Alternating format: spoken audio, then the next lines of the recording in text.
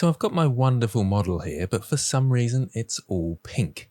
Well, luckily it's usually an easy fix. If you go across to the shading workspace, make sure your model is selected, you'll probably see something like this node tree here. Now, if any of your textures, so these are each image textures, one for the normals, one for the roughness, and one for the color, if any of those textures are missing, then Blender lets you know with this pinky purple color. So in this case, my image texture for my color isn't open. Usually this happens if you accidentally move this texture to a different folder, perhaps even rename the folder, or you rename this file. Blender's looking for the original name of the folder or the file, and therefore it's confused. So in this case, all I need to do is find that file once again, and I know it's horse color. That's now hooked up, and we've got our horse working. Now, if that doesn't fix it, the other issue you might have is in the World tab. So if I go across from Object to the World, most people like their scenes with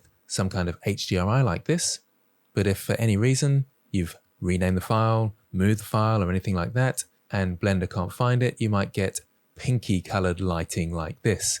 So in this case, if I go across to my render settings, film tab, turn off the transparent background, you can see that it's just got a pink background, and that's lighting my horse. So it looks partially pink.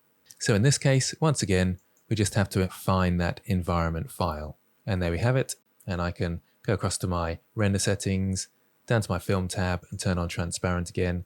And my horse is once again working. So that's what the problem is if you've got unexpected pinkness or purpliness in your renders. Hope this helps. Thanks for watching, and I'll see you next time.